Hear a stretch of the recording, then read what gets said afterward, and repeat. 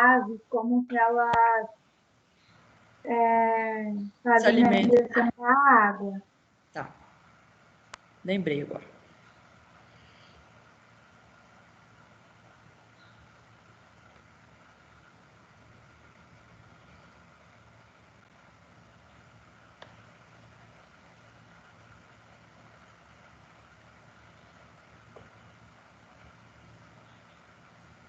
Aqui, né? Esse aqui foi o último, né?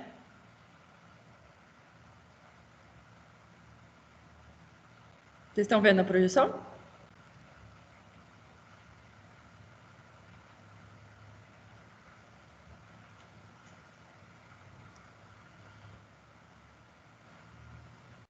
Esse aqui foi o último?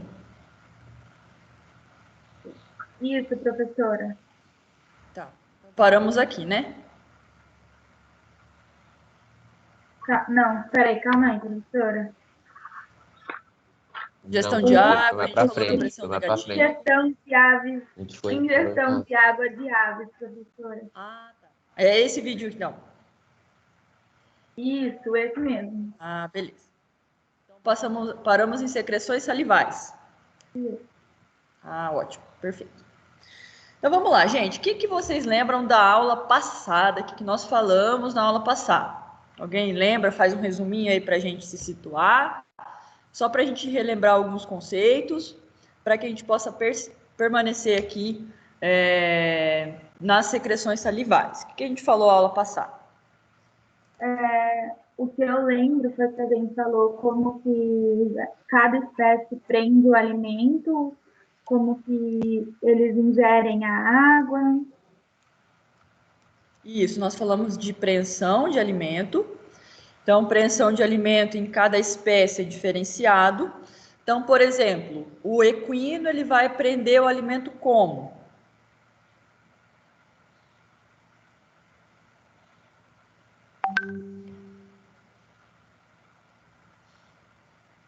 Os lábios.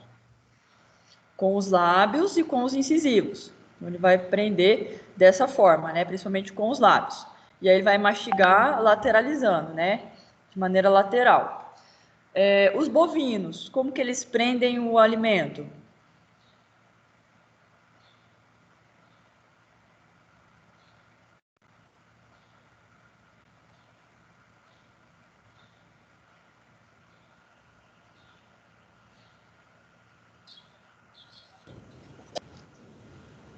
Com a língua e eles jogam nos incisivos e depois no palato. Isso, exatamente. Então ele vai pegar com a língua, prender com a língua, e aí joga para cima para cortar juntamente com os incisivos inferiores, né? Para conseguir cortar esse alimento. E os cães, como que eles fazem? Cães e gatos? É com os dentes, aí eles dão um tranquinho assim. Isso, exatamente. Então eles vão aprender com o dente, e aí na mastigação, para a deglutição, eles fazem um tranco para conseguir jogar o alimento para o fundo da boca para fazer a deglutição. Depois, nessa aula de hoje, a gente vai ver um pouquinho sobre deglutição. Então aí a gente consegue entender melhor como que ocorre essa deglutição e tudo mais. Então, beleza. Basicamente, nós falamos disso, daí falamos também como que eles ingerem água, né? O cão, então, ele vai fazer como se fosse uma concha com a língua para conseguir fazer a ingestão de água. Já o bovino e o equino, eles criam uma pressão negativa. Então, essa pressão negativa faz com que eles consigam deglutir essa água de maneira mais fácil. Então, eles fazem essa pressão negativa. Nós temos também que mais que a gente falou na aula passada? E aí a gente falou dos compartimentos, né? Algumas diferenças entre os compartimentos do estômago.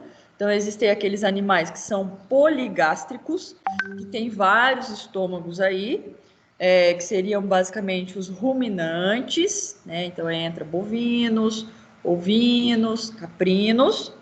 Temos também os equinos, que são um pouquinho diferentes. Eles possuem um estômago apenas, mas eles fazem fermentação lá no seco, no intestino grosso. Nós falamos também dos cães e gatos, eles também são, só tem um estômago, né? E aí eles fazem tipo de digestão química enzimática, né? Que é o mais comum aí deles fazerem esse tipo de digestão. Então, hoje, o que a gente vai falar? Das secreções salivares, que já inicia o processo digestivo. Vamos falar da deglutição e depois, no finalzinho da nossa aula, a gente vai começar a falar um pouquinho sobre a questão da regulação, tá, gente? Muito importante a gente entender a regulação do sistema digestivo, tá? O que seria essa regulação? Como começa? Quais são as secreções que vão haver ali? Quais são os hormônios envolvidos? Quais são os mecanismos que são envolvidos?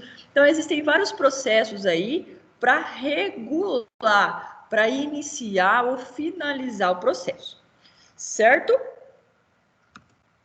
Então, vamos lá. Secreções salivares. Gente, primeiro, o que é a saliva e para que ela serve? O que é a saliva e para que ela serve? Alguém sabe me dizer?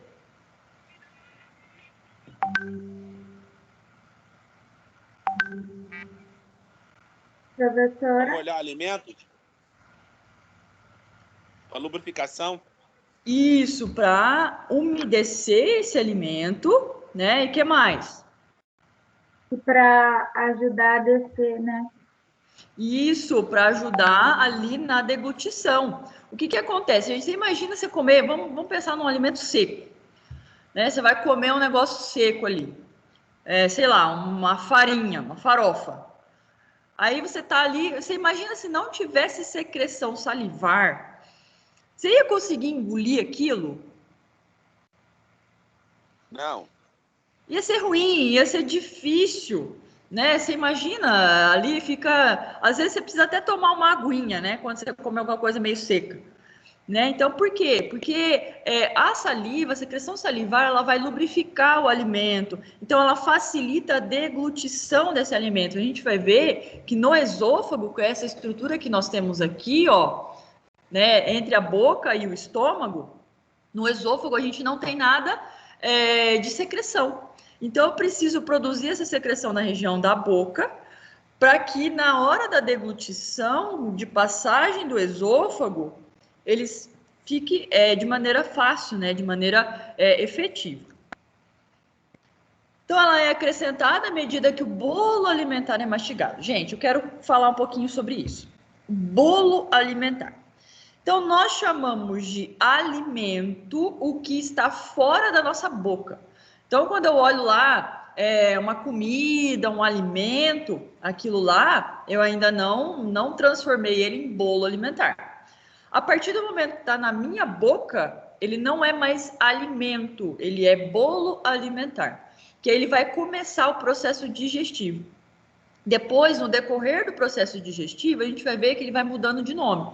Então, bolo alimentar, depois tem o quimo, depois tem o quilo e depois tem as fezes, tá? Então, a gente vai entender como que ocorre esse processo, dessa nomenclatura, desses nomes, tá? Então, na boca, nós chamamos de bolo alimentar.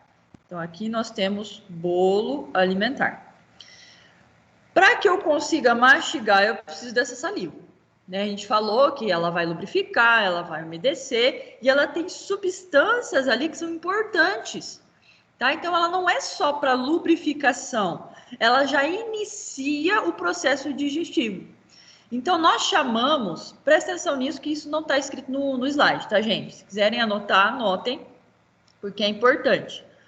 Quando eu produzo secreção salivar, eu chamo de insalivação. Insalivação.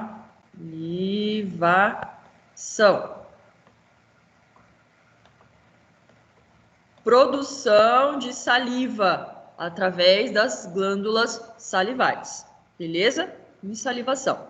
Então, o processo de insalivação, ele já possui algumas enzimas e essas enzimas já começam o processo de digestão.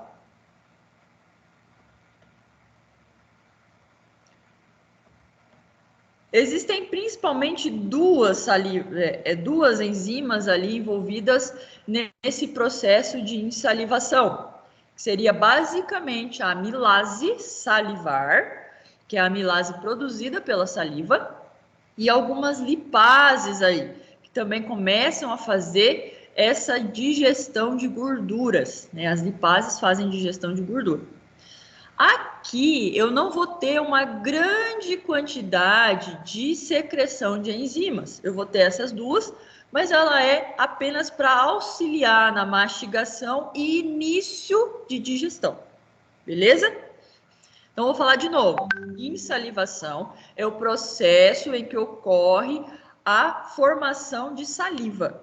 Na saliva, nós temos algumas enzimas que já iniciam o processo digestivo. Quais são elas? A amilase salivar, né, que produz ali pela saliva, e a lipase. Certo? Tranquilo, gente? Então, nós temos lá as glândulas salivares, nós temos as parótidas, que são glândulas ali responsáveis pela produção de saliva, as submandibulares e as sublinguais, e também a zigomática. A zigomática ela é mais comum em carnívoros, então a gente vai ver a zigomática ali em cães, em gatos, né, de maneira mais efetiva. Nos outros animais, nós temos, ela é atrofiada, ela não tem uma secreção tão efetiva. Professora, Oi. o que você falou que a insalivação auxilia no quê? Na digestão. Tá. Então, ela vai produzir algumas enzimas e essas enzimas já começam a digestão. Gente, às vezes as pessoas pensam assim, a digestão vai haver só no estômago. Não, ela já começa na boca. Então, o processo de mastigação, trituração desse alimento e a entrada dessas enzimas nesse alimento já começa o processo digestivo. Então, já inicia nessa parte da boca ali o processo digestivo.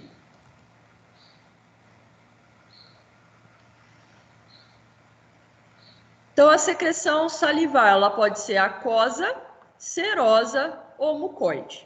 Vai depender da substância que eu tenho e vai depender da espécie animal. Um exemplo, algumas raças de cães produzem aí grande quantidade de salivação mucoide, né? Vamos pensar no São Bernardo, né? Que é uma raça aí grande, e aí tem essa questão aí de produção de muco, né, em grande quantidade. Por quê? Essas secreções, essas glândulas produzem esse tipo de líquido salivar, tá? Que é mucoide. Então, vai variar conforme a espécie, conforme a raça, isso vai variar um pouco. Basicamente, tem essas três formas. Então, as glândulas salivares, principalmente a parótida, ela vai produzir secreção serosa, que vai conter a amilase e a lipase. Então, qual é a glândula que produz essas enzimas? A parótida, principalmente. As outras também produzem pequena quantidade. Quem produz mais? A parótida. Tá? Então, lembrem-se disso. A parótida é a glândula que vai produzir a amilase e a lipase. Então, a amilase, a gente já falou, ela inicia o processo de digestão de amidos e ela produz também tampões para controlar o pH da ingesta. Gente, isso é muito importante. Eu preciso produzir esses tampões. Quando eu tenho produção de secreção salivar, as enzimas, basicamente, ela começa a alterar o pH. Então, o processo digestivo, a gente vai ver que o estômago, o processo de digestão no estômago pode chegar até pH 1, pH 1,5, pH 2, né? Então, é um pH muito ácido, é um pH muito baixo, tá? Então, o que acontece? A partir disso, se eu tiver uma produção aí em grande quantidade dessas enzimas aqui na boca, na região da boca, eu vou começar a acidificar a boca. Isso não é bom. Por quê? Porque o ácido na boca, nessa região da boca, ele vai produzir uma irritação no esôfago e também na região bucal, tá? Então, aqui na boca é necessário produzir esse tampão para controlar esse pH, beleza? Então, a lipase, a gente já falou, e também uma proteção, olha só. Vamos pensar, a gente come lá uma pizza, um bolo, falar só coisa gostosa, uma picanha, um churrasco, né? A gente produz, aí a gente come essas coisas. E aí, o que acontece? Essas coisas podem estar contaminadas com bactérias, com vírus, com protozoários, com alguns micro-organismos aí que podem ser prejudiciais. Então, na boca é necessário que se tenha aí um controle, uma forma de controlar, tá? Então, quem que vai controlar? IgA. O que a imunoglobulina faz? Vocês já viram imunologia? Já estudaram imuno? Não, professora, vai começar ainda. O professor vai começar esse bimestre. Vai começar esse bimestre. Vocês não viram nada de imuno? Até onde eu sei, não. Então, vamos pensar comigo aqui. Vocês têm alguns conceitos aí de imunologia, eu tenho certeza. IgA seria uma imunoglobulina. Imunoglobulina é o anticorpo, tá? É o anticorpo. O anticorpo, ele serve para quê? Alguém sabe?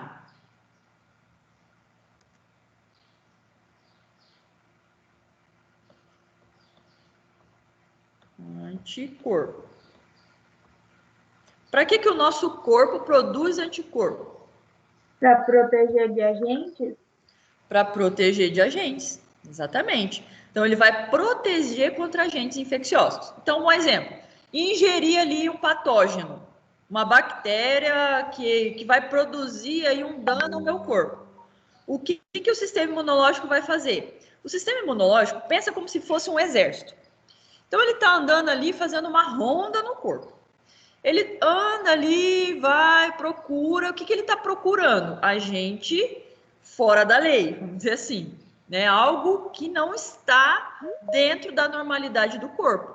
Então, o que vai acontecer? Se esse antígeno ali, que a gente chama de antígeno, né? Algo que está fora do nosso corpo, algo que é nocivo ao nosso corpo. Então, esse antígeno está passando ali. O anticorpo, a célula de defesa vai olhar e falar, opa, isso aqui é diferente. Eu vou destruir isso aqui. Então, ele vai sinalizar aquele antígeno para destruição.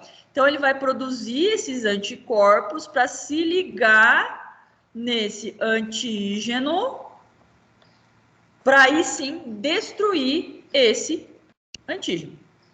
Então, na boca, gente, saiu uma reportagem esses tempos atrás, que é meio nojento isso, tá, gente? Mas é verdade. Fizeram uma pesquisa, e nessa pesquisa eles mediram a quantidade de bactérias e agentes infecciosos e agentes na nossa boca. E eles descobriram que a nossa boca é o local mais sujo que tem no nosso corpo. Mais até que o reto, que o ânus, tá, gente? Então, a nossa boca, ela é muito, muito suja. Ela habita muitas bactérias. Então, eu preciso ter um controle disso, gente. Então, quem que vai controlar? A partir dessas secreções salivares, vai ter esse controle produzindo aí IgA. E aí vocês vão ver, quando vocês estudarem lá imunologia, que a IgA é a imunidade de mucosa. Vocês vão ver isso, tá? Imunidade de mucosa. Então, ela é específica ali na região da boca, onde eu tenho muco, produção de muco, tá? Então, vocês vão ver isso. E também produção de lisozima. A lisozima é uma citocina que vai destruir também essas substâncias que são nocivas ao nosso corpo, ao corpo do animal e tudo mais. Então, precisa ter essa regulação, tá, gente? Então, é importante. Se eu não regular, vai entrar qualquer bactéria, vai entrar qualquer vírus lá na nossa boca, e aí, consequentemente, vai ser prejudicial, né? Pode ser patogênico ao nosso corpo. Professora, Oi, pode repetir o que significa IgA, essa sigla? IgA, imunoglobulina A. A Obrigada. imunoglobulina A, ela é uma imunoglobulina de mucosa. Ela vai ficar na região mucoide, principalmente na cavidade oral.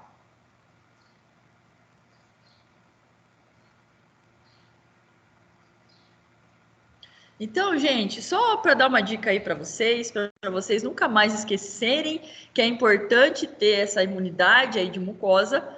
Sair beijando todo mundo aí não é legal, tá, gente? Porque vai ter um monte de bactérias e vírus que vão transmitir de uma boca para outra, que a gente falou, a boca é o ambiente mais contaminado que tem, né? Então, né, dá uma controlada aí, né? Não sei se vocês são aí, enfim. Tem coronavírus, professora, não pode. Então, coronavírus também, né? Agora tá todo mundo usando máscara, né? A proteção, aí tá mais difícil. Professora, Oi. é a glândula parótida que produz enzimas. Isso, a parótida que produz enzimas. Mas só. Ah, não. Já entendi. Ela produz mais, em maior quantidade. As outras também produzem em menor quantidade, mas ela que é a principal aí que vai produzir essas enzimas para iniciar a digestão.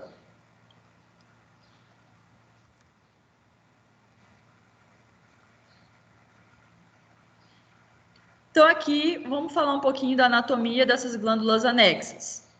Então nós temos aqui em azul a parótida. Então no bovino ela fica nessa região. Em vermelho nós temos a mandibular. Em amarelo, a sublingual. E em verde seria a glândula salivar mesmo.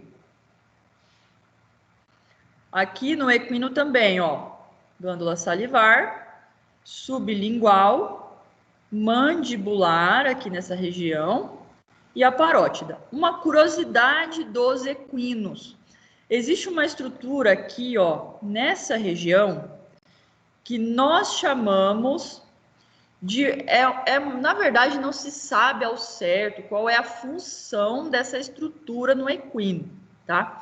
Mas nós chamamos de bolsa gutural. Já ouviram falar da bolsa gutural do equino? Em alguns livros vocês vão encontrar aí que a função dela é como se fosse um amortecedor, né? Principalmente para esses equinos que são atletas, né? Então fazer um amortecimento ali nessa região. Mas não se sabe ao certo para que serve. Mas há um problema muito sério. Existe uma estrutura de inflamação aqui.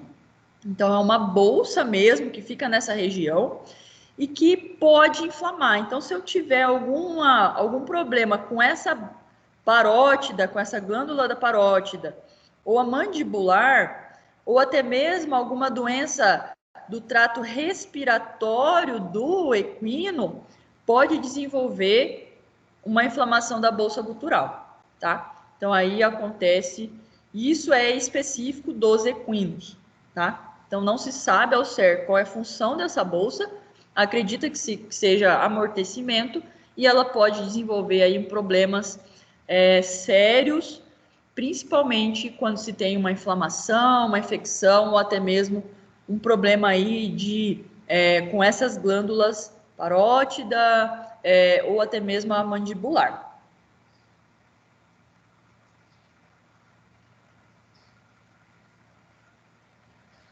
No suíno também a glândula salivar, sublingual, mandibular e a parótida, né? A parótida aqui do suíno é grande. Por quê, gente? Ela é bem grandona assim. Porque esses animais, eles vão ingerir grande quantidade aí de amido, né, na sua digestão. Então, por conta disso, ela precisa produzir grande quantidade de amilase, que é a enzima que vai digerir o amido. E no cão, então nós temos a zigomática, que ela é específica aqui, né, do cão. Nós temos as glândulas salivares, sublingual, a mandibular e a parótida. Certo?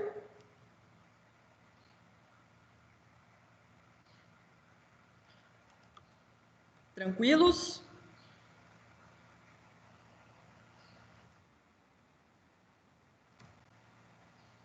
Sim, professora. Conversa comigo, gente. Ah, professora, eu tô escrevendo. Sim. Tranquilo, Pro. Então, vamos lá. Então, as glândulas sublinguais, elas vão produzir secreção semelhante a muco. Por quê? Porque ela tem uma substância chamada mucina.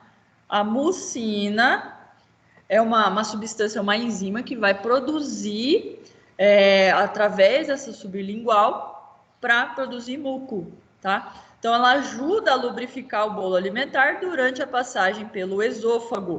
A gente falou que no esôfago, gente, não tem nada, não tem secreção nenhuma. Tá? O esôfago ele é um tubo que vai ligar a boca até o estômago. Então, nessa estrutura aqui, qual que é a função do esôfago? Então, o esôfago ele vai ter movimentos peristálticos. Ele vai passar o bolo alimentar por movimentos peristálticos. Então, por conta disso, ele precisa ter uma produção aí de muco para conseguir auxiliar na deglutição e na passagem desse alimento até o estômago. A submandibular no cão, ela vai produzir uma secreção mista, com características mucosa e serosa. Gente, isso aqui é uma curiosidade muito interessante. Olha isso aqui. Um cão de 20 quilos, ele vai produzir, na média, aí, de meio a 1 litro de saliva em 24 horas. Só que isso varia, tá, gente? Se esse cão ele for comer uma ração seca, ele precisa produzir mais ou menos saliva.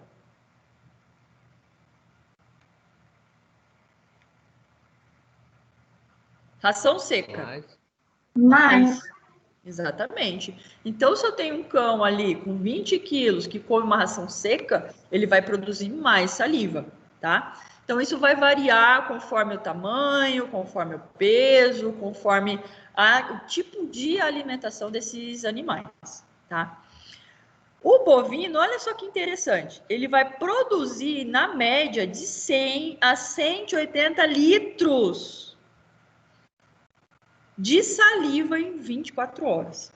Alguém sabe me dizer, fazer uma relação, por que ele produz tanta saliva? Ele come o dia inteiro. Oi? Ele come o dia Ele é inteiro e ainda ruminante. tem que ruminar depois. Exatamente, ele vai fazer ruminação, gente. A ruminação, ela é o quê? Ela vai regurgitar do conteúdo do rumen, então regurgita, vai para a boca de novo. O que acontece? A gente falou que na boca eu não posso ter um pH ácido. Então, para controle desse pH, ele precisa produzir ainda mais saliva.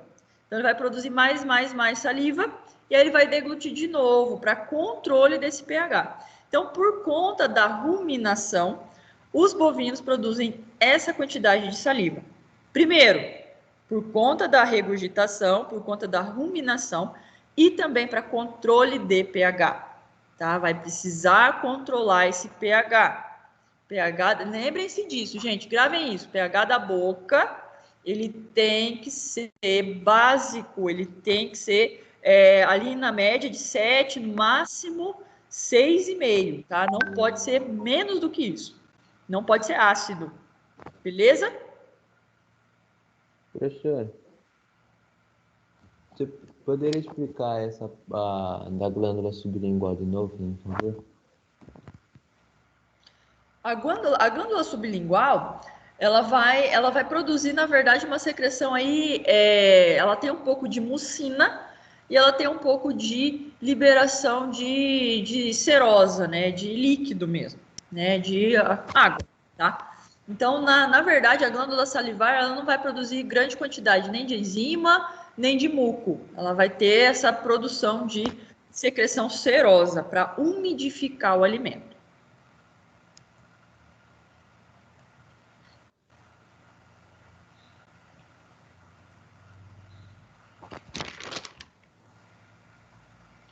Gente, como é que tá a chamada lá? Terminaram já a chamada? Eu acho que já. Beleza. Agora que eu lembrei da chamada, comecei aqui e esqueci A da chamada. Tatiane tava respondendo e a TRT também, tá no T ainda. Tá.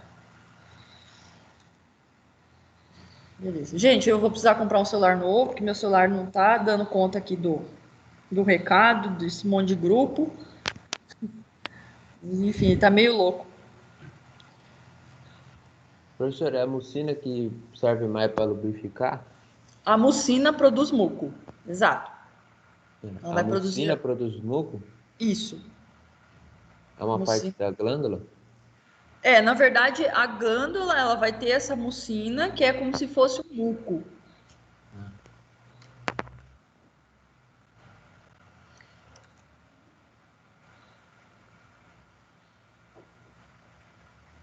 As glândulas salivares, elas não possuem, gente, olha só que legal.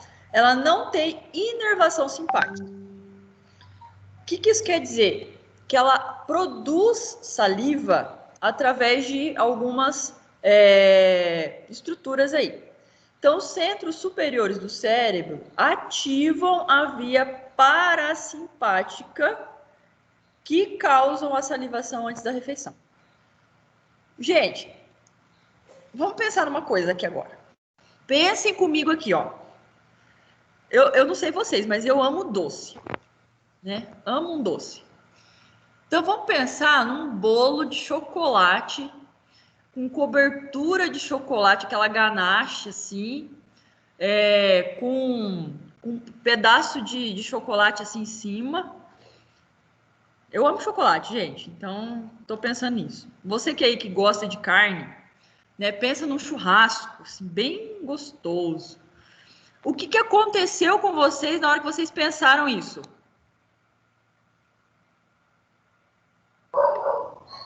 A boca salivou. Encheu d'água. Encheu de água a boca. Por quê, gente? Porque a gente tem no cérebro ligado ao pensamento e até mesmo ao olhar ao alimento, ela vai ativar o parasimpático. Ativa o parasimpático, então ele começa a produzir saliva. Tá? Então, aí quando a gente fala, nossa, tô babando por causa dessa comida, né? Não sei o que, é verdade. Porque o nosso cérebro ele vai entender, opa, vai chegar o alimento. Né? Ela tá pensando em comida, então vai chegar o alimento. Então, por pensar nisso, inicia o processo de digestão. E aí, o que acontece? Ele vai preparar também o nosso estômago para receber o alimento. Então, por que se fala muito da questão de mascar chiclete, que diz que não é bom para o estômago? Alguém sabe me dizer por quê?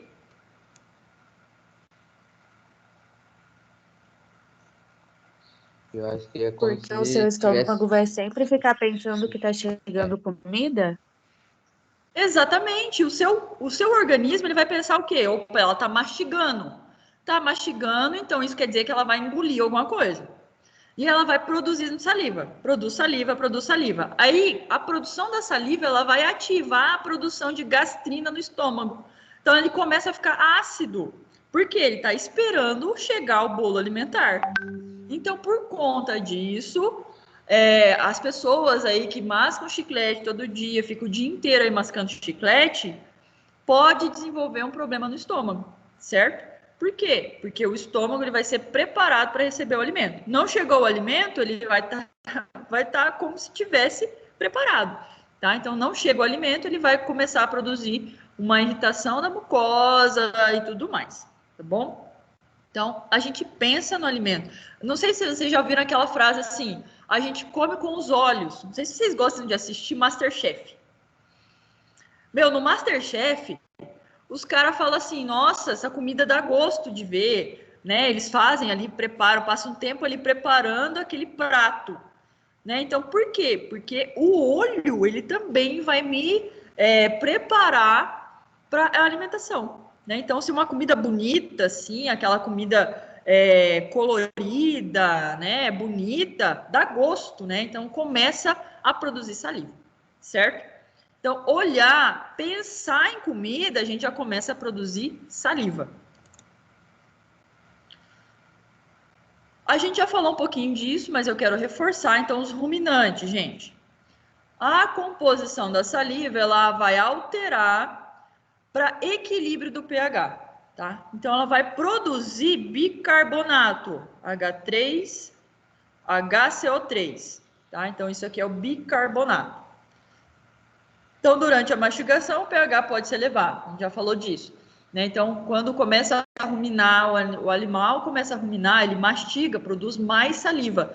Então, a saliva, por si só, a amilase e lipase, na presença dela, pode aumentar o pH. Então, o que vai fazer? Diminuir, desculpa, o pH. Então, o que pode fazer? Produzir bicarbonato, que é um tampão para evitar com que ocorra aí um aumento desse pH, uma diminuição, desculpa, desse pH, e fique ácido esse pH.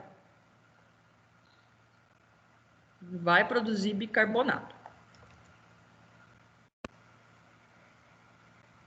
Professora, Oi. você pode repetir essa parte do tampão? Posso? O que acontece? Na hora que o animal ele está mastigando, a gente está mastigando, o processo de mastigação vai ativar um centro e esse centro vai começar a produzir enzimas lá pela glândula parótida, que é a amilase, a lipase. Esse processo de início de digestão faz com que ocorra uma diminuição do pH. Então, o pH ele pode começar a ficar ácido na boca. Então, é necessário que tenha o quê? Uma regulação do pH.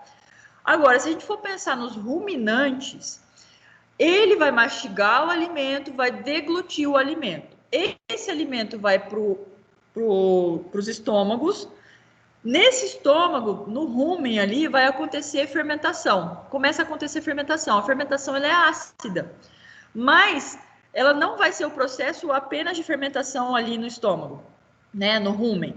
Ele vai voltar esse alimento para a boca. Quando esse alimento volta para a boca e esse animal começa a mastigar novamente, esse alimento ele pode ficar ácido. Então, é necessário, principalmente nos ruminantes, com que ocorra a produção de HCO3, que é bicarbonato. Tá? Então, o bicarbonato é importante para controle e equilíbrio do pH. A boca ela precisa estar num pH aí em torno de 7, um pH neutro. Tá? Então, não pode ter um pH ácido, porque ela vai ser prejudicial na mucosa da boca. Então, não pode ter um pH muito ácido, beleza? Então, por conta disso, vai produzir bicarbonato, esse tampão aí de pH. Outras espécies produzem bicarbonato? Produzem, tá? Mas não é em grande quantidade como o ruminante produz.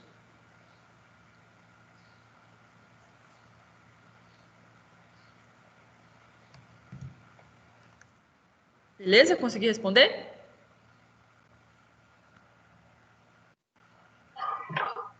Sim, professora, entendi. Beleza.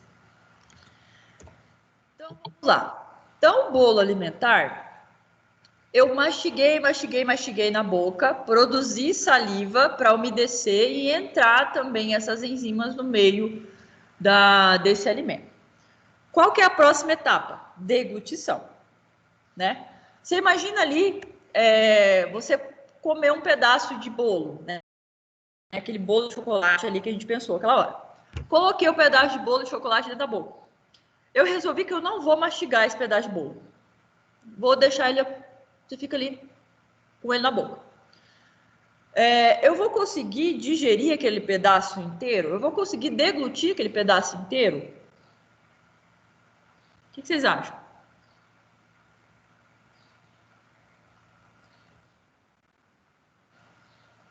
Você vai começar a produzir um monte de saliva, um monte de saliva, um monte de saliva, mas mesmo assim não vai ser suficiente.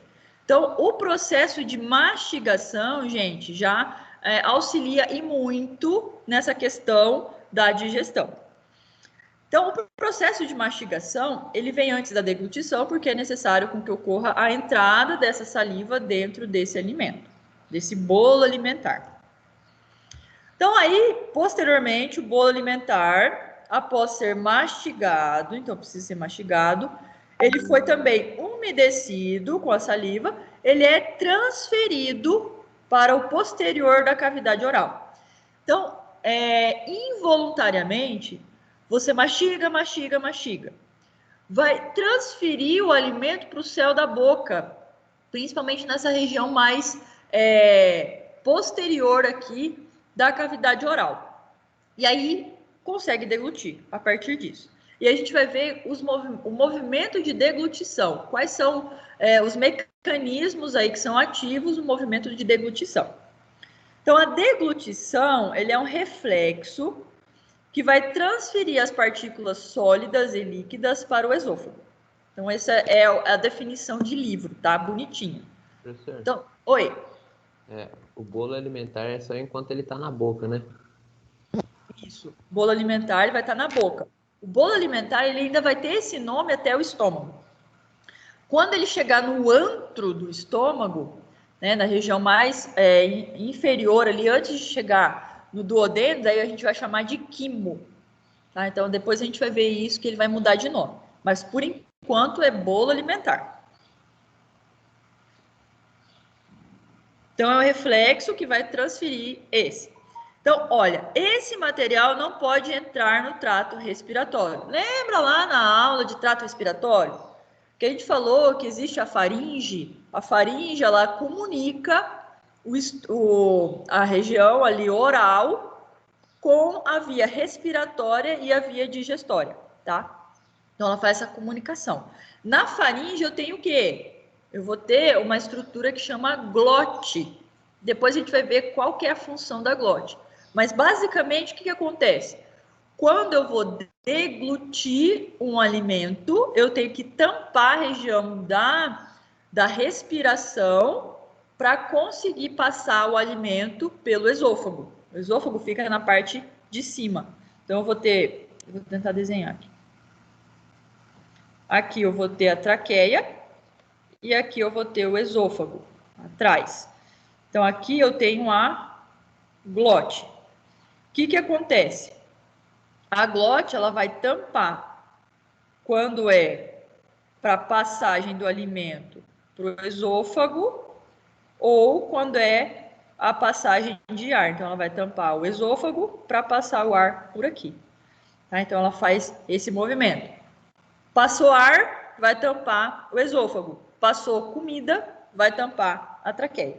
Tá? Então, ela faz como se fosse esse tamponamento para evitar a entrada de alimento no trato respiratório. Gente, não é para entrar nem água, nem alimento lá na traqueia. Né? Se entrar, você vai engasgar, você vai tossir, né? Pode ir para o pulmão, pode ser prejudicial, pode desenvolver uma pneumonia aspirativa.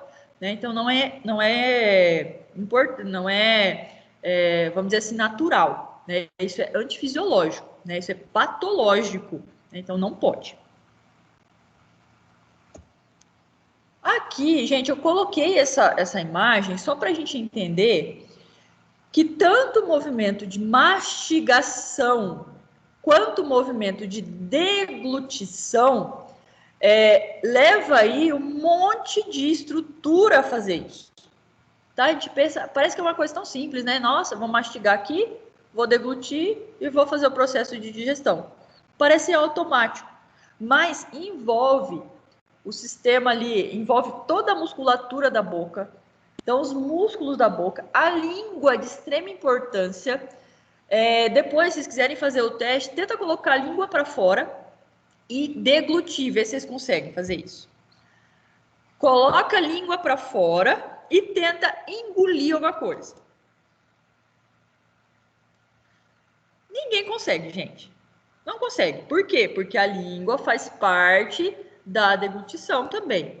né? É importante fazer essa deglutição com a língua, né? Então, todo esse aparato aí da região da boca, da cavidade oral, é importante para deglutição, para mastigação.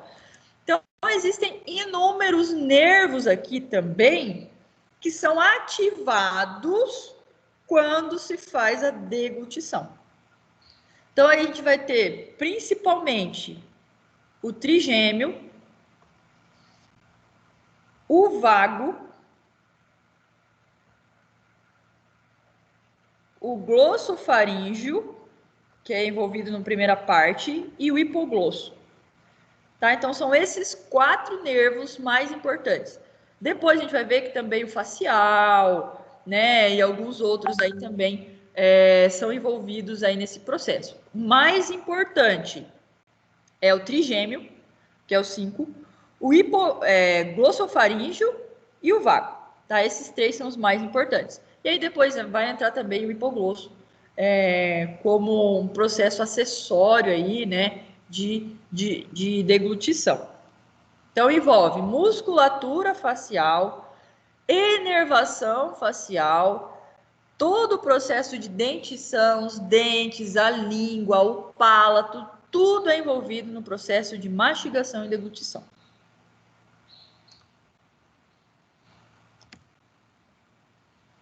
Então, a faringe, a gente já falou que ela vai comunicar o sistema digestório e o respiratório, então faz essa união. A deglutição, existem 2 etapas, anotem isso aí, 2 etapas. A primeira etapa, ela é voluntária, tá? Eu controlo isso, tá? Então, os neurônios motores que vão auxiliar para que o bolo alimentar vá para o posterior da língua. Então, na hora da mastigação, você vai mastigar, mastigar, mastigar, tá pronto para engolir, você voluntariamente vai colocar esse alimento para o final da cavidade oral.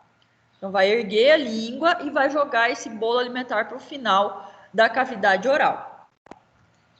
Depois, existe a segunda etapa, que é a etapa involuntária, tá? A etapa involuntária. Esse alimento, ele vai chegar lá no posterior da língua e vai ter lá no posterior da língua receptores faríngeos. Esses receptores vão detectar esse bolo alimentar, ou seja, presença do bolo alimentar, e vai ativar as fibras aferentes desses nervos cranianos. 5, 9 e 10. E eles vão transportar essa informação até o bulbo. Gente, o que vai acontecer? Eu vou tentar desenhar aqui, tá? Então, deixa eu voltar aqui, eu acho que fica mais fácil. Aqui, ó.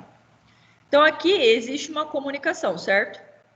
Então, a língua, ela vai jogar todo esse bolo alimentar aqui nessa região. Então, aqui eu vou ter comunicações. Então, eu vou ter o nervo vago, o trigêmeo, né? E o glossofaríngeo, nessa região aqui. Então, ele vai ter esses receptores para quê? Para que, a partir disso, leve informação lá para o bulbo. Então, daqui, esse nervo vai levar lá... Lembram do bulbo? Então, aqui eu vou ter a região do cérebro, a região aqui. E aqui eu vou ter o tronco. E aí, depois a medula. Então, essa região do tronco aqui, ó. Aqui eu tenho o bulbo. O bulbo, não sei se vocês lembram, mas ele é responsável pelo movimento de respiração, pelo movimento de aumento, diminuição de frequência cardíaca e também pela deglutição, tá? Então, eu consigo deglutir dessa forma. Também observamos uma ação aqui do cerebelo. O cerebelo ele também age nessa hora, tá? Então, se eu tiver uma deficiência cerebelar, esse animal ele não vai conseguir prender direito o alimento e também não vai conseguir deglutir direito, tá? Então, por conta de uma alteração ou no bulbo ou no cerebelo. Então, ele, pela presença do alimento aqui nessa estrutura, eu vou ter a ativação desses nervos que vão levar a informação lá para o bulbo. E aí o bulbo, ele vai falar o quê? Opa, já está pronto para deglutir. E aí, por um processo involuntário, você vai deglutir esse alimento. Como que é esse processo involuntário? A glote, agora ela vai agir. Então, aqui, ó. Então, o bulbo, ele vai levar as etapas, as próximas etapas. Então, ela vai inibir os esforços respiratórios para reduzir o risco de inalar o alimento. Outra coisa que vocês também não vão conseguir fazer é deglutir e respirar ao mesmo tempo. Não tem como, tá? Enquanto você deglute, você para de respirar. Porque é assim, e eu não consigo controlar isso, tá, gente? A gente não consegue, porque é involuntário. Não pode respirar e deglutir ao mesmo tempo. Por quê? O que vai acontecer? Você vai engasgar, tá? Não adianta, você vai engasgar. Porque a glote, ela precisa estar ativa, então ela vai estar ativa nessa hora. Enquanto eu degluto, faz a deglutição, vai tampar a respiração. Enquanto eu respiro, abre a parte do tampa o esôfago, tá? Então ela fica fazendo esse movimento. Então os neurônios motores eferentes são transportados pelos nervos cranianos, outros nervos cranianos, que vão realizar as seguintes etapas. Parte dorsal da língua e o assoalho da boca. Então, ela vai elevar essa parte. Por quê, gente? A gente vai ver que aqui existe uma comunicação. Então, aqui eu tenho a região do esôfago, aqui eu tenho a região traqueia. Vou colocar um T aqui. E aqui eu vou colocar um E. Traqueia, esôfago. Aqui eu tenho a boca. Vou colocar um B. B de boca. Na boca eu vou ter aqui a região onde eu tenho a respiração nasal, tá? Então nessa região eu vou ter também uma comunicação aqui. Então aqui eu vou ter a língua. E aí eu vou ter o que aqui nessa região? O palato superior. O que vai acontecer? Na hora da deglutição, a língua ela vai jogar o alimento aqui. O palato ele vai se erguer, porque ele vai tampar a região nasal. Não sei se vocês já viram isso, mas o alimento, às vezes, ele pode sair pela narina. Ou você pode inalar esse alimento, tá? Então, o que acontece? Teve uma vez que meu irmão, ele engasgou com pipoca. E aí, essa pipoca, ela saiu pelo nariz dele. Foi bizarríssimo, né? Mas por que aconteceu isso? Porque talvez ele não tenha conseguido tampar a região aqui nasal. E aí, o alimento, em vez dele ir para o esôfago, ele voltou para a região nasal. Tá? Então, pode acontecer isso. Então, é importante com que tenha essa elevação ali desse canal para evitar com que ocorra a volta do alimento lá pro nariz, beleza? Então, ele eleva também o palato para tampar, fechar a nasofaringe, tá? Impedir com que o alimento saia pelo nariz. Isso já acontece quando os nervos eferentes estão voltando para falar o que tem que fazer. Exatamente, já é involuntário. Você não está controlando nada.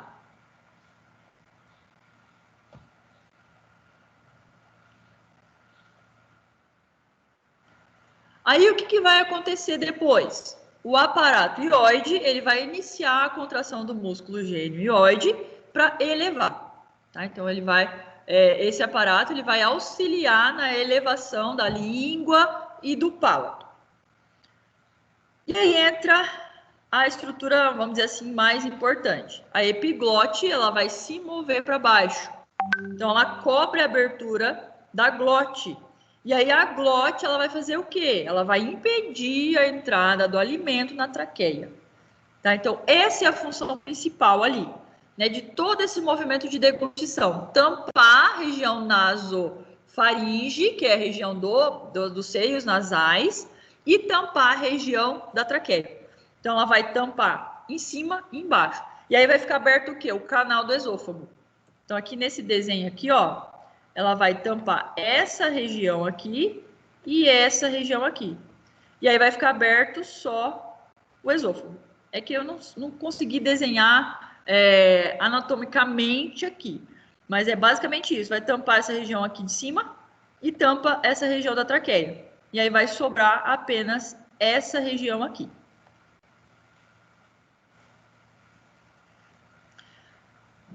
E, ao mesmo tempo, ocorre o relaxamento do esfíncter esofágico. Então, aqui, ó, tem um esfíncter para a entrada do alimento. Então, relaxa esse esfíncter e aí consegue passar o bolo alimentar aqui. Ó, esse desenho está melhor. Tá? Então, o reflexo de deglutição. Então, normalmente, gente, como que tá? A glote, ela tá aberta, porque aqui é a região nasofaringe, aqui orofaringe, então, a região da boca e do nariz. Nasofaringe, então, vai estar basicamente o quê? Aberta.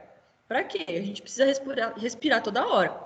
A gente se alimenta toda hora? Não. Mas a respiração é necessária toda hora. Então, o que acontece? Normalmente vai estar como? A glote vai estar fechada e o palato mole vai estar para baixo, impedindo a entrada no esôfago.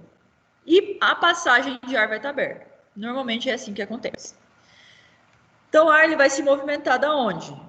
Do nasofaringe para traqueia, que aí vai lá para os pulmões e tudo mais. O esfíncter esofágico, nesse momento, ele vai estar como? Fechado. Então, esse aqui é o esfíncter, ele vai estar fechado. Por quê? Eu posso engolir ar? Pode, tá? Mas não é o ideal.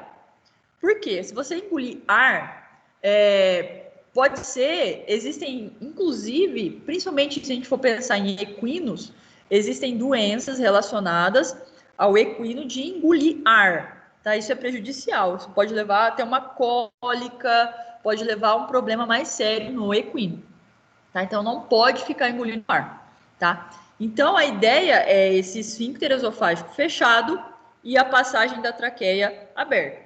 O ar vai passar por aqui. Agora, quando eu vou deglutir, o que acontece? O bolo alimentar ele é transferido para a parte posterior da orofaringe, pelos músculos voluntários. Eu vou fazer isso. Na hora da mastigação, eu vou jogar esse alimento para cima. E aí ocorrem os reflexos involuntários. Então, vai determinar lá, fecha a glote, vai cobrir essa traqueia, eleva o palato para fechar lá a nasofaringe. Então, olha só, o bolo alimentar está aqui, ele vai ser jogado para cima. O palato mole vai fechar essa região nasofaringe. E a glote, ela vai fechar a região da traqueia. E aí só vai sobrar o quê? O esôfago. No esôfago, nós falamos que tem-se o esfíncter esofágico. Então, o esfíncter esofágico se abre e o bolo alimentar consegue passar. Todo mundo entendeu? Sim, professor. Ó, vou passar esse vídeo. Professor, Oi? aquele negocinho lá no fundo da garganta lá que parece um sininho assim, é o palato mole pendurado? Ou é a pontinha da glote? Qual estrutura? Aquela que você abre, quando você abre a boca assim, ó, tem uma gotinha assim, ó. É o palato, é a região do palato. Exatamente, é a região do palato e aí ela vai tampar a região nasal. Amém, professor. Faz parte do aparato ióide ali e tudo mais. Ó, vou passar esse videozinho que ele mostra exatamente como acontece o movimento de deglutição e tudo mais. Vamos ver aqui. A deglutição Estão é o ouvindo? processo pelo qual os alimentos passam da boca para o esôfago, através da... Vocês estão Sim. ouvindo? Sim. Sim. Opa.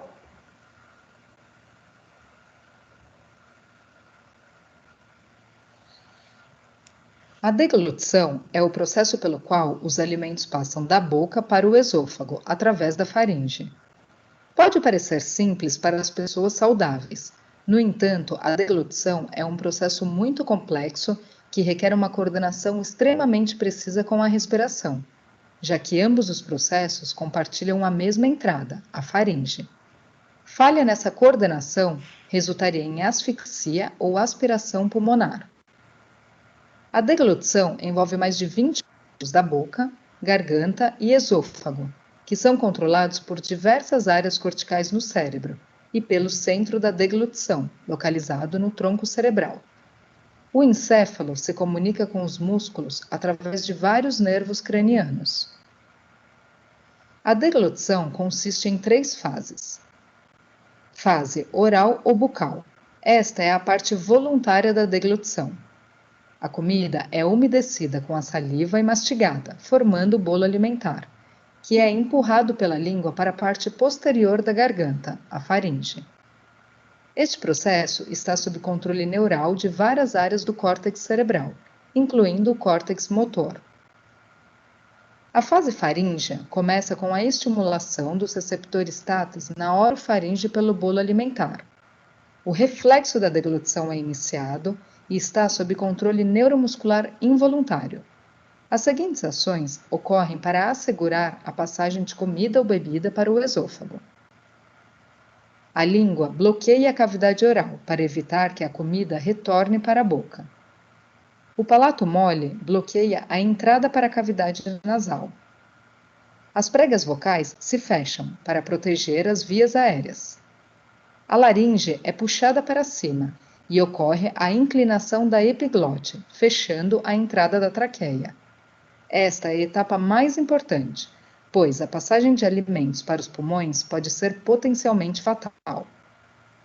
O esfíncter superior do esôfago se abre para permitir a passagem para o esôfago. Fase esofágica. O bolo alimentar é impulsionado para o esôfago pelos movimentos peristálticos, que são ondas de contração muscular que empurram o bolo alimentar para frente.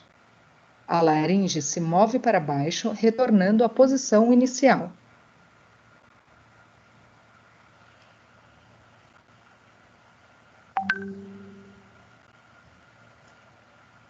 Bem tranquilo, né, gente? Então, Professor, oi. podia repetir a parte do aparatioide, por favor? Sim, o aparatioide, na verdade, é uma estrutura anatômica que fica ali na região da língua e do palato, tá? Então, aí ela tá toda nessa região. Então, o aparatioide, ele vai auxiliar na subida, vamos dizer assim, do palato mole e também da subida da língua, tá? Então, ela auxilia nesse processo de subida ali para evitar com que ocorra a passagem do alimento até a região nasal. Tá certo, professor, obrigado. De nada. Então, a gente viu o processo fisiológico. Eu quero colocar aqui alguns processos patológicos relacionados à dificuldade na deglutição. Existem alguns animais que têm alguma patologia ali relacionada que pode favorecer essa dificuldade na deglutição. Então, não fechamento da glote durante o reflexo de deglutição vai fazer o quê? Pneumonia por aspiração. Então, você vai aspirar ali o próprio bolo alimentar, vai para o pulmão e isso vai produzir uma pneumonia. Então, quando isso acontece? Animais anestesiados ou muito fracos. Gente, a anestesia ela vai fazer uma depressão do sistema nervoso central, tá? Na região do bulbo e na região do encéfalo. Se eu tenho uma depressão nessa região, o que acontece? Esse animal ele não vai conseguir controlar esses movimentos, principalmente a parte voluntária. E aí, consequentemente, ele pode inalar o próprio vômito, né? Por isso que se faz jejum antes de qualquer anestesia, de qualquer cirurgia, né? Por quê? Porque se esse animal vomitar, algumas medicações produzem vômito, tá? Então, se esse animal vomitar, eu vou ter a presença do bolo alimentar e eu não vou conseguir controlar para onde esse bolo alimentar vai, tá? Então, por conta da depressão do sistema nervoso, né? Principalmente o sistema nervoso autônomo, aquele que a gente não controla. Ele vai estar deprimido e aí não tem como fazer esses movimentos, esses reflexos, né? Então, aí não vai ter como, e o alimento ele pode ir pro trato respiratório, beleza? Então, muito importante fazer jejum antes de qualquer anestesia. Ah, professora, mas o cachorro chegou e é uma situação de emergência, urgência. Beleza, tem que tomar cuidado com esse animal por conta da inalação do vômito, tá? Então, tem que tomar cuidado. O ideal é sempre fazer programação e pedir para o proprietário fazer jejum. Até você, quando você for fazer alguma cirurgia, você tem que fazer jejum, né? Para evitar com que ocorra a inalação do vômito.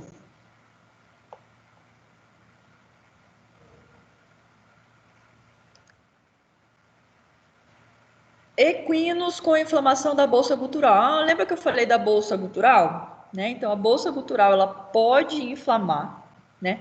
E isso dificulta a deglutição. Por quê, gente?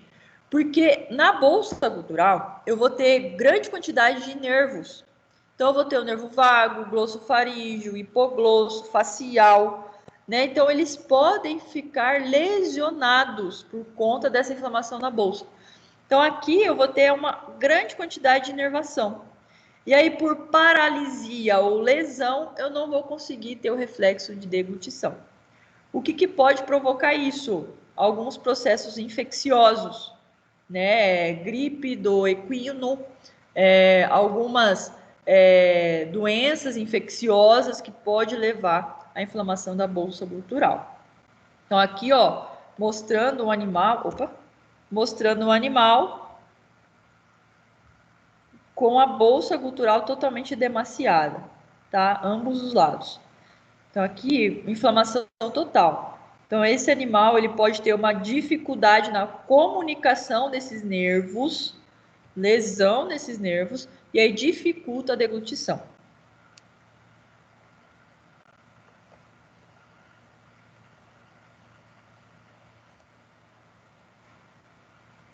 Outra causa de dificuldade é a fenda palatina.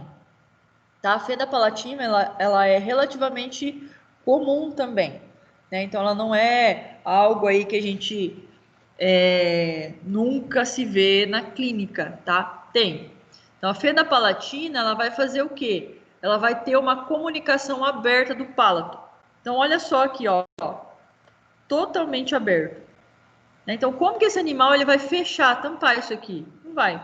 Então, ele vai sair alimento pelo nariz, né? Provavelmente, ele vai entrar também o alimento, ele vai deglutir ali a ar, né? Por conta da presença, e ele também pode ter aspiração desse alimento lá pro trato respiratório.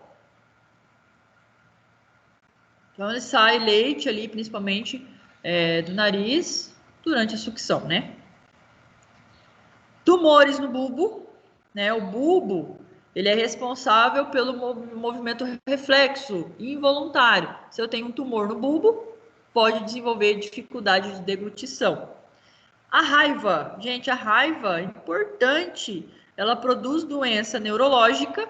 E aí o animal, por que o animal com raiva ele não consegue deglutir?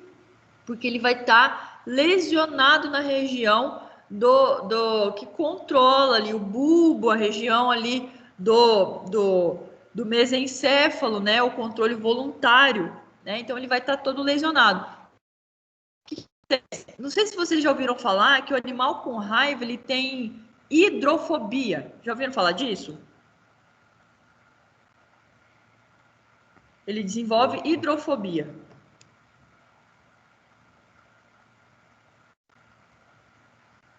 Oi, alguém falou alguma coisa? Não, você tem falado que eu nunca tinha visto nada. O que é hidrofobia, gente? É medo da água, tipo, entre aspas. Né? Então, por que o animal ele vai desenvolver medo da água? Porque ele não consegue deglutir. Então, ele tem sede, ele quer ingerir a água, mas ele não consegue deglutir. Então, ele acaba desenvolvendo aversão à água. Então, ele não vai próximo à água, ele não consegue ingerir a água. E aí, muitas vezes, ele vai babar em grande quantidade. Né? Então, ele vai ter aumento de saliva ali em grande quantidade, né? Por conta da dificuldade na deglutição. Ele não consegue deglutir. Então, a saliva produzida, ela vai ser liberada pela boca. Tá? Então, ela não vai conseguir deglutir, então ela vai ficar na região da boca. Então, por que você vai... o cão com raiva, ele fica babando, ele tá com raiva, ele tá bravo? Também, tá? Ele desenvolve alteração neurológica que produz agitação, irritabilidade. Mas a presença da secreção aqui na boca de saliva seria por conta da falta de deglutição desse animal. Professor, então mesmo que ele pega e suga a água, ele não vai conseguir engolir. Não, ele não Mas consegue. pode aspirar. Ou não? Pode o quê? Aspirar. Aspirar a água? É. Olha, ele vai ter dificuldade na deglutição, ele não vai conseguir fazer a deglutição, mesmo ele pode entrar no canal errado também, ele pode aspirar e aí produzir uma pneumonia, mas ele cria uma aversão, ele não vai querer chegar perto porque ele não consegue deglutir a água. Não sei se te respondi. Entendeu? Gente, era isso. Alguma dúvida para a gente entrar no processo de regulação?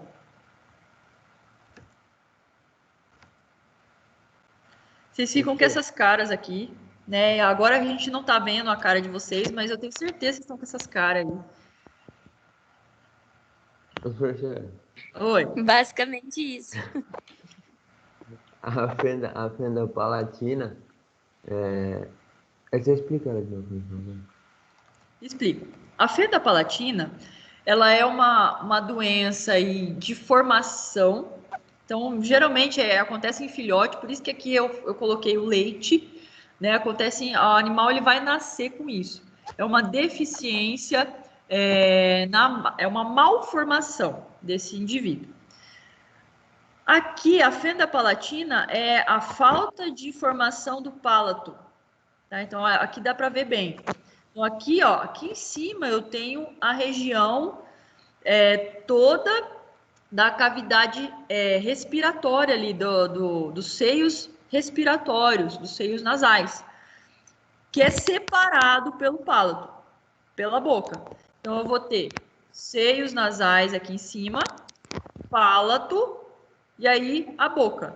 Então, aqui eu vou ter a língua, aqui eu vou ter os dentes, né? E aqui eu tenho o palato que vai separar a região nasal da boca. O que acontece? Se eu não tenho essa estrutura aqui, ó, eu vou ter uma comunicação direta da boca com a região nasal. Isso é um grande problema, porque como que ele vai fazer o processo de deglutição, fechamento aqui dessa região nasal para deglutição para o esôfago? Não tem como.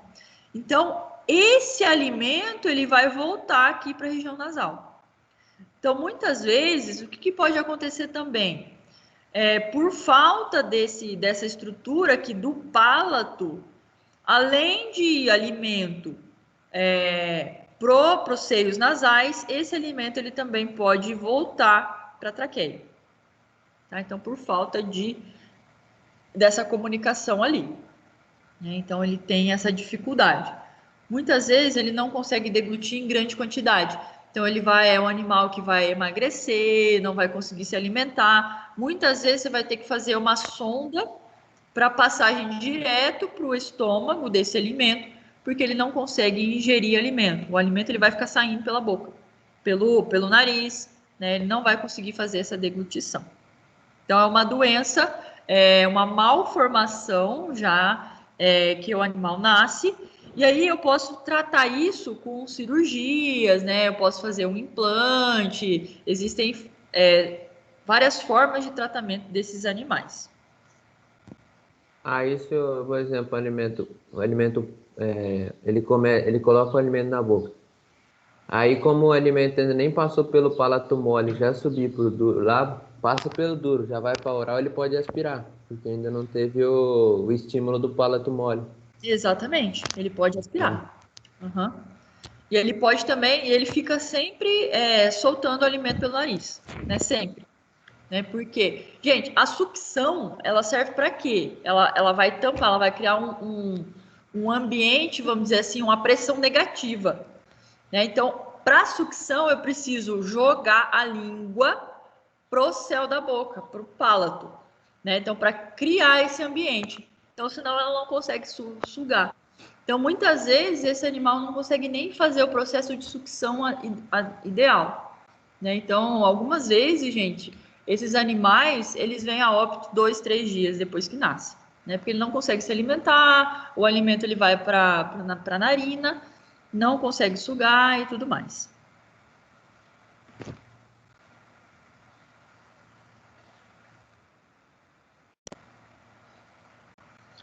Dúvidas? Nossa, cara de vocês, né? Então, agora vamos falar um pouquinho do processo de regulação.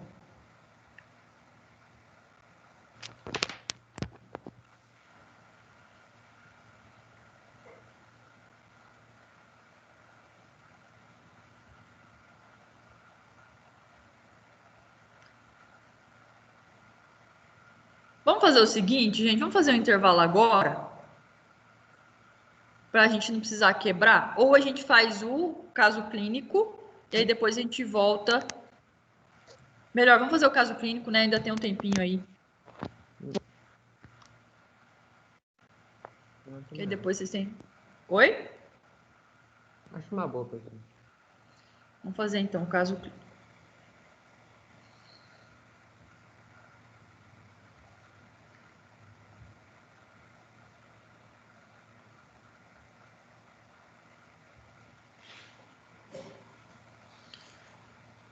Gente, agora a gente vai começar a complicar um pouquinho mais a questão do trato digestório. Por que complicar, professora? Porque são vários processos ao mesmo tempo. Então, a gente precisa pensar no geral, tá, gente? Então, a gente vai falar do sistema nervoso central, sistema nervoso endócrino, sistema intrínseco, sistema extrínseco. Então, a gente vai falar de várias coisas. Tá? Então, é importante que vocês prestem bastante atenção para entender o mecanismo geral, tá bom? Então, a gente vai complicar um pouquinho mais aí a nossa aula, mas é interessante porque a gente vai conseguir, a partir dessa regulação, entender todo o processo, tá? Então, é difícil a gente entender tudo, mas a gente vai conseguir saber como que inicia, quais são as secreções, qual hormônio que é envolvido, como que o sistema digestório consegue fazer essas digestões, né? Aí depois a gente vai falar dos movimentos peristálticos, que também são importantes, né? Então aí a gente vai falar das particularidades, enfim. Então vamos lá. Para a gente começar, eu gosto sempre de colocar o caso clínico. Então vamos discutir esse caso clínico aqui, e aí depois a gente faz um intervalinho e volta para falar sobre esses processos de regulação. Vamos lá, quem vai ler para mim?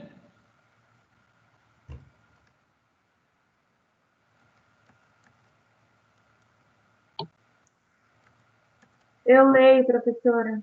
Então vai.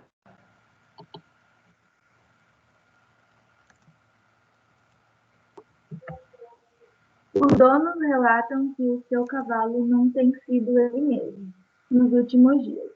Hoje o animal é extremamente apático e está com as pernas dianteiras afastadas e cabeça baixa. As narinas estão sujas e os proprietários relatam que sai água e o alimento das narinas quando o animal tenta comer ou beber. No exame físico, percebe-se que o cavalo pode ter paralisia dos músculos de faringe e laringe. Na inspeção, foi encontrada lesão sugestiva de mordida de morcego. Para melhor avaliar a função do reflexo de deglutição, tenta-se passar um tubo gástrico. Observa-se que o reflexo de deglutição parece estar diminuído, mas se com alguma persistência o tubo pode ser passado. Isso indica que não há obstrução física em faringe ou esôfago e que o problema é funcional. Qual a suspeita clínica? Quais as medidas profiláticas você deverá tomar nesse caso? E aí, gente? Raiva. Oi? Raiva. Por que raiva? Mordida de morcego. E você acabou de dizer que a raiva ela pode, como ela afeta o sistema nervoso, ela pode afetar os nervos cranianos que simulam a faringe. Pode ter uma paralisia que nem tá tendo. Exatamente. Então, olha só, primeira coisa, a raiva ela é transmitida principalmente, a raiva dos herbívoros, né, que aí é o caso, né, o equino, é transmitida principalmente pelo morcego hematófago, né, aquele morcego vampiro, né, que ingere sangue, certo? O que acontece? Muitas vezes esse morcego, ele vai lá, morde o animal mais de uma vez no mesmo local, tá? Então, vocês conseguem observar que existe um local ali de mordida com a presença de sangue nesse local. Então, é comum a gente observar nesses animais esse local, essa lesão sugestiva de mordida de morcego. E aí, isso aqui é uma coisa muito importante, gente. A gente acha que a raiva ela vai produzir apenas sinal neurológico, o animal ele vai ter incoordenação, ele vai ter dificuldade ali, motora, mas ele também afeta a deglutição, tá? Ele paralisa, ele diminui, na verdade, esses movimentos de deglutição. Então, o animal ele não vai conseguir deglutir de forma correta, tá? E aí, quando ele tenta, ele muitas vezes, por não ter esse controle ali, ele volta esse alimento ou até mesmo a água pelas narinas, fica com essa questão de salivação excessiva ali, né? Então, tudo isso indica presença de raiva, tá? Gente, só para a gente situar aqui, eu sei que não é infecciosas, né? Vocês vão ver lá infecciosas no último ano, no 9º período. Mas aqui, por ser uma doença tão importante, eu quero trazer algumas informações aí legais para você. Gente, a raiva. Quem aqui já fez a vacina de raiva? Todo mundo já fez a vacina da raiva? Eu já. As 3 doses? As 3 doses. Muito bem. Por que é importante, gente? Porque um animal desse, ele pode transmitir a raiva para a pessoa que fica próximo, né? Principalmente ali quando você vai manipular esse animal. Aqui tá falando, gente, que o veterinário, para observar esse movimento de deglutição, ele precisou fazer o quê? Passar uma sonda, um tubo gástrico. Né? Então, para isso é necessário ali, às vezes você vai palpar o animal. Então, toda essa manipulação do animal pode ser infecciosa para você. Né? Então, é importante que a gente se proteja com essa vacina. Muito importante, tá, gente? Por isso que quando vocês vão sair para algum estágio ou fazer algum estágio aqui na faculdade, precisa ter essas vacinas, né? Gente, vivemos em uma área endêmica. São Paulo é endêmico para raiva. Todo mundo sabe que é endêmico? Uma doença endêmica? É aquela que está presente na região, mas está teoricamente sob controle. Isso, exatamente. Então, eu tenho um controle aí, vamos dizer assim, eu espero um número daquela doença. Então, por exemplo, a dengue, ela é endêmica. Eu espero ter X doentes no início do ano. Quando ela passa a ser epidêmica, quando eu não consigo controlar, eu espero 100 e eu tive 10 mil. Então, aumentou de maneira descontrolada. Então, aí passou a ser uma epidemia. Agora, vamos pensar no coronavírus. Coronavírus é endêmico? O que o coronavírus é hoje? Epidêmico. É uma pandemia. Pandêmico. Exatamente, pandêmico. Por que pandêmico?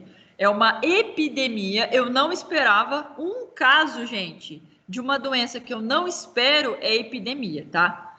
Então, aí um caso eu já passo a dizer que é uma epidemia. Mas por que ela se tornou pandêmica? Porque a pandemia é quando eu tenho grande quantidade em vários continentes. Tá? Então, eu tenho presença em todos os continentes. Então, nesse caso, virou pandemia, beleza? Então, só para vocês entenderem, endemia, entenderem epidemia e pandemia. Então, no caso da raiva, é endêmico. Eu sempre vou esperar. E aí, o que acontece? Em humanos, gente, é quase 100% fatal, tá?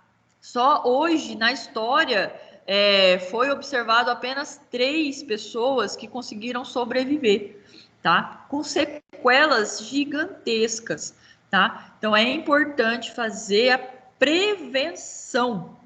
Como que previne? A partir da vacina, tá? Então, as pessoas tomam a vacina, principalmente profissionais veterinários, estudantes de medicina veterinária, para evitar com que tenha aí a infecção pela raiva, beleza? Então, é importante aí a vacina para raiva. É importante também a vacina nos animais, tá, gente? Para evitar a transmissão disso, tá? Então, é importante fazer essa prevenção também com os animais. O que acontece, gente? Os animais é 100% fatal. Aqui tá falando, ó, quais as medidas profiláticas você deverá tomar nesse caso. E aí? Eu posso fazer eutanásia nesse animal? Com raiva?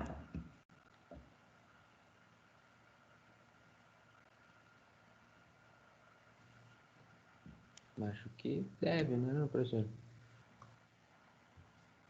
Não sei se tem tratamento. E aí, gente? Vamos pensar. Eu acho que pode, professora. Porque ele tem problemas neurológicos. Por isso. Não tem porquê. Se é 100% fatal, não tem por que deixar ele sofrendo. Faz eutanásia e cava um buraco bem fundo. Cava um buraco bem fundo e aí enterra ele. Ou taca fogo, mas não sei. Gente, não pode fazer eutanásia, tá? E eu vou explicar por quê. O que acontece, gente? Muitas vezes, esse animal ele vai vir a óbito naturalmente, tá? E aí, principalmente cão. Por que eu não posso eutanasiar o cão? Porque em 10 dias, presta atenção no que eu vou falar, gente. Isso vocês vão usar lá na Infecciosas. Em 10 dias, esse animal, se for raiva, ele vai morrer. Tá? A partir do primeiro dia de manifestação clínica desse animal, ele vai ter 10 dias aí para desenvolver grande quantidade aí de sinais clínicos e vir a óbito, tá? E por que eu não posso eutanasiar? Porque eu quero saber, porque se eu eutanasiar antes, pode ser que eu não tenha como diagnosticar de maneira precisa. Muitas vezes, o diagnóstico da raiva, ele é feito a partir de crescimento do próprio vírus. Então, eu vou cultivar o vírus.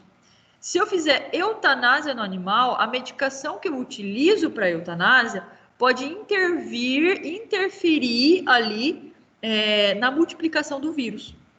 Tá? Então, é importante com que eu não faça essa eutanásia, porque depois eu não vou conseguir diagnosticar de maneira precisa. Então, eu vou isolar esse animal, tratar esse animal assim de maneira paliativa, para diminuir, vamos dizer assim, o prejuízo, o sofrimento desse animal, mas basicamente ele vai morrer no máximo 10 dias depois do início dos sinais clínicos. Tá? Na maioria das vezes, gente, você chega na propriedade e esse animal já está morto. Tá? E aí, o que você vai fazer? Você precisa colher a amostra para fazer o diagnóstico. Tá? Então, eu vou colher qual amostra para fazer o diagnóstico de raiva? Sistema nervoso.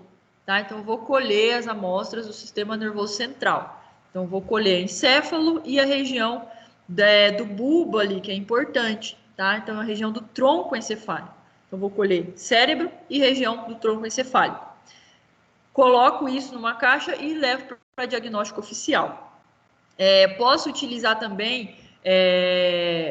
não tenho como material, não tenho como eu remover o encéfalo. Posso levar a cabeça inteira desse animal? Em alguns casos, pode. Tá? Então, faz a coleta aí da cabeça desse animal e aí faz o encaminhamento dessa amostra. Não pode, gente, conservar e colocar formol. Tá? Como eu falei, o formol, a gente vai principalmente cultivar isso de maneira... efetiva esse vírus. Então, se eu colocar formol, eu vou fazer o que com o vírus? Vou inativar, né? Vou inativar o vírus. Né? Então, eu não posso utilizar formol. Então, nesse caso, eu vou fazer como? Refrigerar. Tá? Então, refrigero essa amostra, coleto o encéfalo, a região do tronco encefálico e faço o diagnóstico. Então, não pode fazer eutanásia nesse animal. Vou contar uma vez que eu estava na residência ali na UEL, na Universidade Estadual de Londrina, e aí chegou um animal ali, um cão, com suspeita de raiva. Assim, gente, a pior coisa que eu vi na minha vida foi um cão com suspeita de raiva, tá? A gente teve que isolar esse animal, não podia, realmente não podia tratar, né? Não podia fazer eutanásia nesse animal, então ficou isolado, foi notificado, teve aquele paranauê todo, que nem diz, né, o outro. E aí, o que acontece? O animal, gente, ele ficou tão agressivo, que ele comia, ele estava na grade, ele comia a grade. E aí, ele não se alimentava, ele não desenvolvia assim, ele só latia, ele só uivava e ele comia aquela grade. Deu 3 dias, ele morreu. E aí, foi para diagnóstico de raiva. Ele era um animal de outra região, aí o proprietário tinha trazido, né, ele tinha mudado para a região ali, né, de Londrina e tudo, né, então era um histórico assim meio complicado, mas por fim foi diagnóstico positivo para raiva, tá? E aí todo o cuidado foi tomado com esse animal, ele morreu em 3 dias, né, então ele começou a apresentar sinal clínico, já levaram ele, né, para fazer o diagnóstico, tudo, mas foi 3 dias, e geralmente é isso, 3, 4 dias, primeiros sinais clínicos acontecem, a gente passa desapercebido, a gente não vê, a gente não observa os primeiros sinais clínicos. Então, os 10 dias é para os primeiros sinais clínicos, tá? Então, a pessoa também, gente, a pessoa que começa a manifestar sinal clínico, por isso que é tão difícil fazer o tratamento. Então, por isso que é importante a parte profilática da coisa, né? E o que eu posso fazer com o equino morreu, esse animal morreu? O que eu vou fazer? Vou cavar uma vala, igual o Renan falou, enterrar ele? Ou eu posso incinerar? Qual que é o melhor? Incineração. Tá? Então, é melhor você incinerar, fazer a incineração desse cadáver, para evitar com que tenha a proliferação aí dessa doença, né, tão importante. Então, resumindo, gente, não pode fazer eutanásia, eu vou isolar esse animal, vou fazer um tratamento paliativo dele, e assim que esse animal morrer, eu vou colher a amostra do encéfalo e fazer o diagnóstico disso. E aí, o que é importante também? As pessoas que entraram em contato, se não forem vacinadas, fazer um protocolo vacinal para essas pessoas, né? Porque a gente não sabe se essa pessoa foi ou não foi contaminada. Então, é importante também orientar essas pessoas que entraram em contato com esses animais. Gente, alguma dúvida nesse caso? Profilaxia.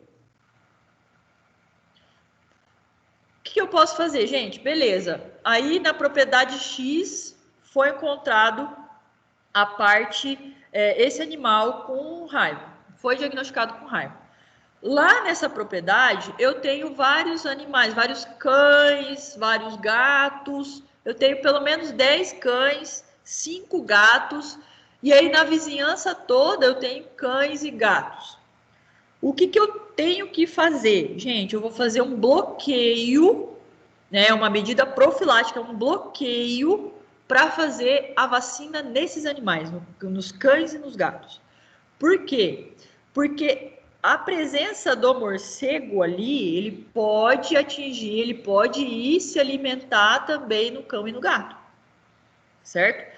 O gato, inclusive, ele pode morder o morcego, pode pegar o morcego e ingerir o morcego. E aí ele pode se contaminar por conta disso, tá? Então é importante fazer esse tampão, vamos dizer assim,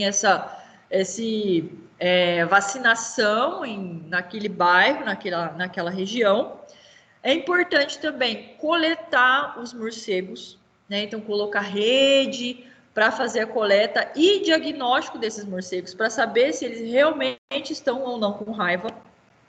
Fazer um controle da quantidade de morcego. Então, utilização de pasta vampiricida, utilização de algumas funções ali. Quem faz isso, gente? Órgãos oficiais, tá? Não é o veterinário que descobriu aquela doença que vai fazer isso, tá? Então, um órgão oficial vai lá e vai fazer esse controle.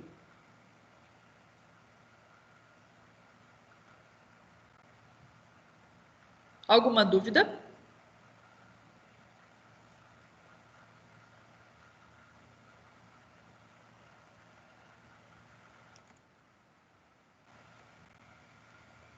Acho que por enquanto não, professor.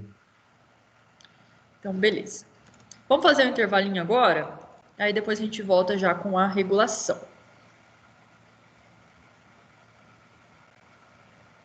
Eu vou desligar a gravação, mas eu vou deixar ligado aqui o Teams, tá? Que hora que é agora?